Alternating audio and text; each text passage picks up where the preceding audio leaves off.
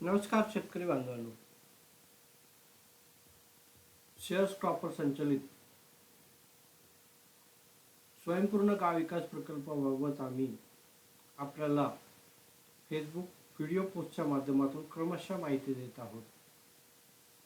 आजच्या व्हिडिओमध्ये आपण जाणून घेऊया शेतकऱ्याच्या कोणत्या माहितीचं डिजिटलीकरण आपण करणार आहोत त्या संदर्भात.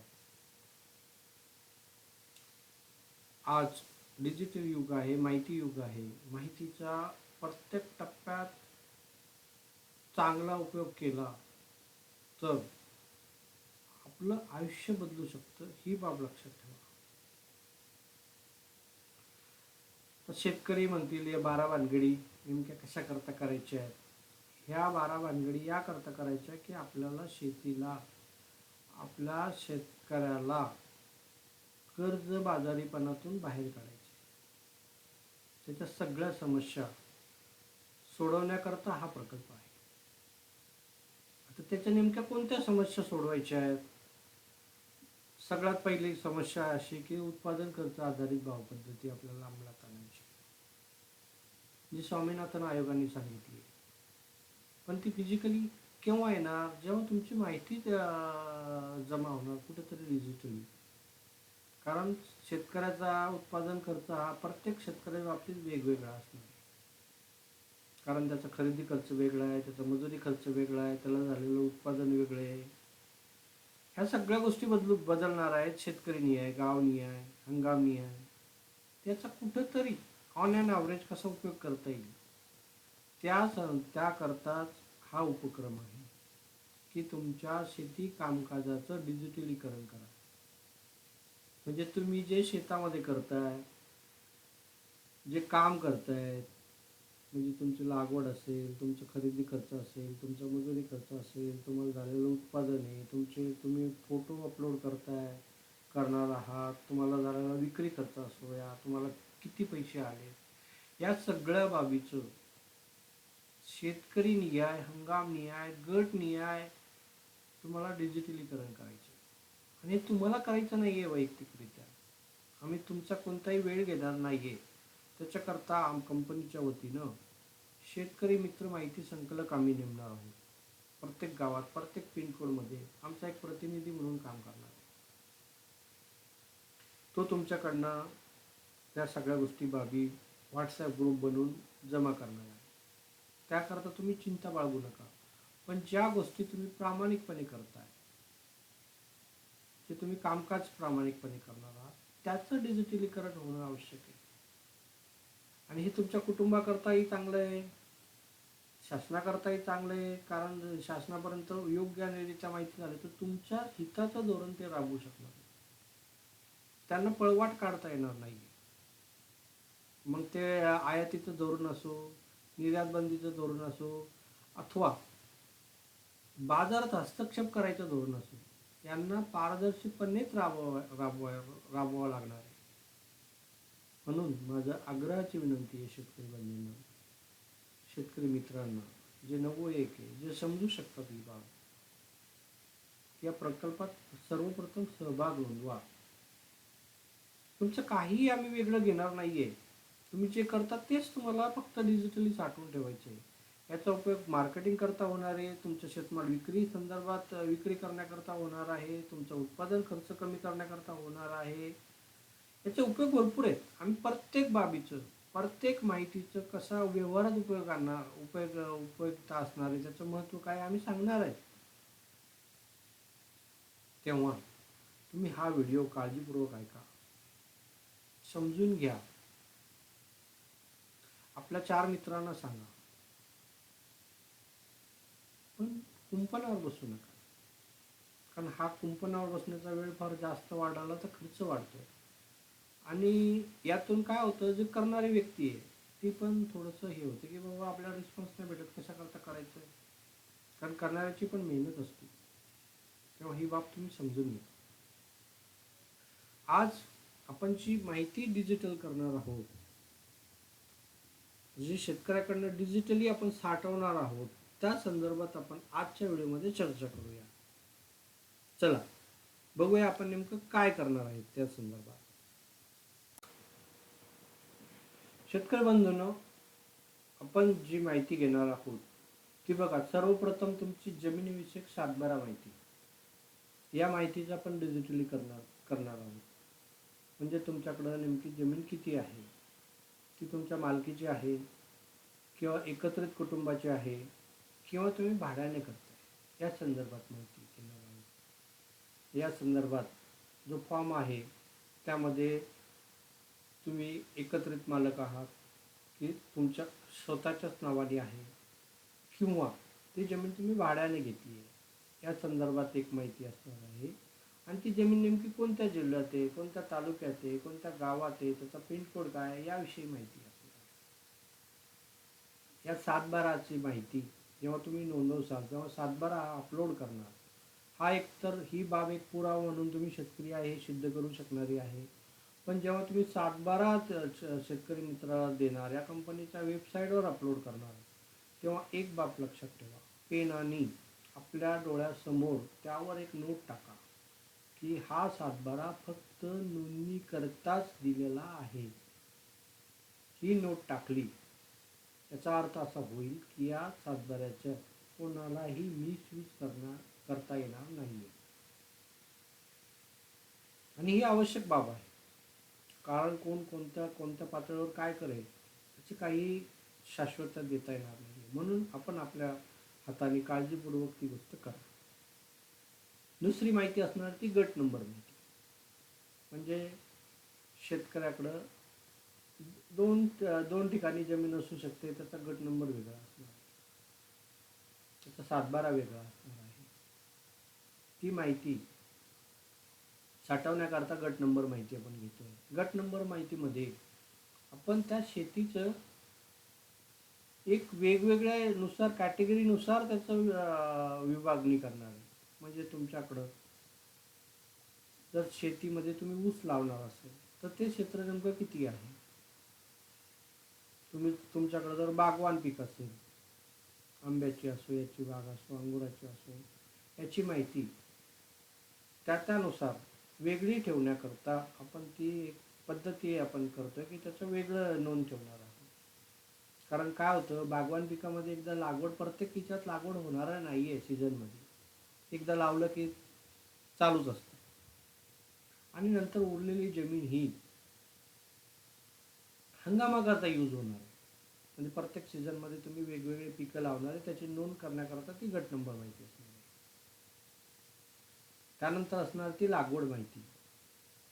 लागवड माहिती म्हणजे तुम्ही आपल्या शेतामध्ये नेमकं कोणत्या पिकाची लागवड करता, किती क्षेत्रात करता, त्याचा विक्री पात्र उत्पादन किती झालं याची नोंद करण्याकरता लागवड माहिती असणार. आजकाल शासन सुद्धा सातबारा घेतेच आहे, त्याच्यावर तुम्ही सातबारावर लागवड माहिती नोंदताच आहात. कारण याच अंदाजावरून त्यांचे धोरणं ठरतात की नेमकं आपल्याला आयात करायचं, निर्यात करायचं की त्यानुसार बाजार हस्तक्षेप करायचे, ह्या गोष्टी लागवड माहितीवरूनच ठरत असतात. बाजार घटकाला एक माहिती याचा मार्केटिंग करता उपयोग होतोय की बाबा लागवड किती, आता आपल्याकडं कसे उत्पादन असते, त्यानुसार त्यांची प्लॅनिंग चालू असते विक्री संदर्भात. त्यानंतर असतं खरेदी खर्च. शेतात शेतकरी औषधं, बियाणे, रोपे, खतं हे विकत आणणार असतात. त्याच्याकरता नेमका किती खर्च केला आहे ही माहिती साठवण्याकरता आपण खरेदी खर्च घेतो. त्यानंतर असणार ते मजुरी खर्च. मजुरी खर्च म्हणजे शेतामध्ये तुम्ही स्वतः राबत असाल तोही मजुरी खर्च नोंदला गेला पाहिजे. तुम्ही जर पुरुष मजूर लावला असेल तर त्याचा वेगळा दर आहे, मजुरीचा वेगळा दर आहे, तो सुद्धा नोंदवता आला पाहिजे. स्त्रीला एक वेगळा दर आहे, तो सुद्धा नोंदवता आला पाहिजे. एखादं काम तुम्ही मशिनरीद्वारे केलं असेल तर ते सुद्धा नोंदवता आलं पाहिजे. समजा एखादं काम तुम्ही लॉट ऑफ लमसम दिला असेल तर ती बाब सुद्धा या सॉफ्टवेअरमध्ये नोंदता आली पाहिजे. त्यानंतर असेल अपलोड फोटो. अपलोड फोटो म्हणजे तुम्ही प्रत्येक पीक निहाय अवस्था नेमकी काय आहे, जी इन्शुरन्स करता आवश्यक आहे, जी शासनाकरता आवश्यक आहे, जी नुकसान भरपाईच्या वेळेस, आणि सगळ्यात महत्त्वाचा फायदा म्हणजे युनिव्हर्सिटीमध्ये ते अपलोड करता येणार. म्हणजे युनिव्हर्सिटीमध्ये जे एक्सपर्ट बसले त्यांना ही माहिती आपण आमच्या तर्फे या शेतकरी स्वतःसुद्धा पाठवू शकणार की बाबा माझ्याकडं हे पीक आहे आणि याच्यावर हा रोग दिसतोय, काहीतरी मार्गदर्शन करा. तर त्या माहितीनुसार ते डायरेक्ट शेतकऱ्याला ॲक्सेस करतील, शेतकऱ्याला डायरेक्ट फोन करून सांगू शकतील. त्या तिथल्या शेतकरी मित्राच्या मदतीनं त्यांच्यापर्यंत ही माहिती पोहोचू शकेल की बाबा याच्यावर ही बाब तुम्ही नियंत्रण आणण्याकरता करा. त्याकरता अपलोड फोटोचं डिजिटलीकरण आपण करणार आहे. त्यानंतर असणारे शेतमाल उत्पादन. शेतकरी आपल्या शेतामध्ये जे उत्पादन घेते त्याच्याकडं जे विक्रीपात्र उत्पादन निघणार आहे त्याची नोंद ठेवण्याकरता हे शेतमाल उत्पादन आपण ही माहिती डिजिटल करणार आहोत. खरोखर ही माहिती सगळ्यात महत्त्वाची असणार आहे. हे शेतकऱ्याकडं असलेलं विक्रीपात्र उत्पादन नेमकं किती आहे ह्याच्या नोंदीवरनं तुमचे बाजारभाव ठरू शकणारे, तुमचं आयात निर्यात धरून ठरू शकणारे आणि जे ॲक्च्युअल असणारे, जे पारदर्शी असू शकणारे, ह्या माहितीचा उपयोग शासनाला पारदर्शी धोरण आखण्याकरता होणार आहे. त्यानंतर असेल विक्री खर्च माहिती. विक्री खर्च म्हणजे तुम्ही जेव्हा बाजारात जासाल तेव्हा वाहतूक खर्च लागणार आहे, तुम्हाला आडत लागणार आहे, हमाली लागणार आहे, तोलाई लागणार आहे, मार्केट सेस असणार आहे. हे नेमकं किती होतं आहे याची नोंद ठेवण्याकरता ते विक्री खर्च माहितीचा फॉर्म. त्याच्यानंतर असणार ती विक्री रक्कम. सगळा खर्च वजा जाता तुमच्याकडं जी रक्कम हातात येईल ती असणार आहे विक्री रक्कम. म्हणजे तुम्हाला नेमकं किती पैसे हातात आले त्याची नोंद तिथं त्या संदर्भात करायची. त्याच्यानंतर या सगळ्या माहितीवरनं आपण शेतीचा ताळेबंद काढणारे पीक निहाय, म्हणजे हे पीक लावलं याकरता एवढा खर्च आला, खरेदी असेल, तो मजुरी असेल, या शेतमाल विक्री संदर्भात असेल, आणि त्याला सगळं खर्च वजा आता ही विक्री रक्कम मिळाली.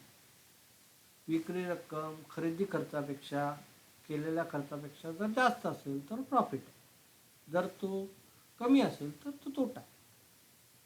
म्हणजे याचा अर्थ असा होतो की या सगळ्या खर्चावरनं तुमचा शेतीचा ताळेबंद निघणार आहे. ताळेबंद म्हणजे बॅलन्स शीट, म्हणजे तुमच्या शेतीची ती बॅलन्स शीट असणार. तो शेतीचा ताळेबंद हा पीकनिहाय असणार आहे, हंगामनिहाय असणार आहे, गटनिहाय असणार आहे. त्या आधारावर कंपनीची काही बाबी ठरवू शकणार आहे. म्हणजे समजा जर तुम्हाला लॉस झाला आहे तर तुमचं नाव वेबसाईटवर येईल, तुमच्या परवानगीनं येईल की बाबा आता याला एक 50,000 रुपये लॉस झाला आहे. जे जेन्युअन लोक असतील, जे एक्सपर्ट लोक असतील, CSR फंडिंगवाले लोक असतील, तुमचं डिजिटल ते ॲनलाइज करतील की बाबा नेमकी यानं चूक काय केली, याचा खरेदी खर्च जास्त आहे की मजुरी खर्च जास्त आहे, त्याला तोटा झाला तर का तोटा झाला, या सगळ्या गोष्टीचं विश्लेषण त्यांना करता येईल. आणि ती मदत त्या शेतकऱ्याचं नाव आम्ही त्यांना मदत मिळवून देण्याकरता उपयोगी करणार आहे. आणि मान्य करा की तुम्हाला एक 50,000 एखाद्या पिकात लॉस झाला तर ती माहिती तुमच्या वेबसाईटवर येणार. तर तिथल्या लोकांनी जेन्युअन लोकांनी 500 लोकांनी ठरवलं की तुम्हाला 100 रुपये द्यायचे, तर ते वेबसाईटच्या माध्यमातून तुमच्यापर्यंत पोच करता येतील. तुम्हाला त्याचं एक नोटिफिकेशन येईल, त्या संदर्भात ज्यांनी दान दिलं त्यांना पण ते एक नोटिफिकेशन जाईल. म्हणजे ते डायरेक्ट ॲक्सेस झालं तुमच्यापर्यंत पोहोचायचं. CSR फंडिंगला त्या शेतकऱ्याची लिस्ट केली, त्यांच्याकडनं अप्रुव्हल आलं की बाबा यांना मदत करा, तर ते डायरेक्ट त्या शेतकऱ्यापर्यंत पोचू शकेल. म्हणजे याचा अर्थ असा होईल की शासनाचं जे लोड आहे, मदतीचं जे आहे, त्यांची कुठंतरी हातभार त्यांना लागेल आणि शेतकऱ्याला जास्तीत जास्त मदत मिळू शकेल. म्हणजे इथे ट्रान्सपरन्सी आली, जी पारदर्शकता आली, तुमचं डिजिटलाइज झालं तर तुम्हाला ही मदत सुद्धा मिळू शकणार. तेव्हा माझं शेतकरी बांधवांना, शेतकरी नवयुवक मित्रांना आग्रहाची विनंती आहे, हा प्रकल्प समजून घ्या. हा तुमचं आयुष्य बदलू शकणारा प्रकल्प आहे आणि मूळ या प्रकल्पाचा गाभा शेती कामकाज डिजिटलीकरण आहे. याच्याच आधारावर सगळ्या बाबी चालत आहे. तुम्हाला जर असं वाटतं की कर्जबाजारीपणातून बाहेर पडायचं आहे, तुमच्या मुलाला चांगलं शिक्षण द्यायचं आहे, तर ॲक्च्युअल तुम्ही नेमकं काय आहे ही बाब तरी समजली पाहिजेत ना. तुम्ही नेमकं कुठं चुका करता, हा डेटाच कुठं नाही आहे. त्याच्यामुळे या सगळ्या समस्या निर्माण होतात. प्रत्येक माहितीचं एक वेगवेगळं महत्त्व आहे, व्यवहारातलं एक वेगवेगळं महत्त्व आहे. हे समजून सांगणार आम्ही पुढच्या व्हिडिओमध्ये तुम्हाला सगळ्या बाबी स्पष्ट करून देणार आहे. तेव्हा तुम्ही हा व्हिडिओ मिस करू नका. कोणताही व्हिडिओ असा अधुरा बघितला, चला कुठेतरी बोर होत आहे, असं काहीही करू नका. हा व्हिडिओ काळजीपूर्वक ऐका, समजून घ्या आणि या प्रकल्पात सहभाग नोंदवा, एवढीच आमची विनंती आहे. चला आपण पुढच्या पोस्टमध्ये या माहितीचं नेमकं व्यवहारातलं काय महत्त्व असणार आहे हे आपण बघूया पुढच्या व्हिडिओमध्ये. धन्यवाद.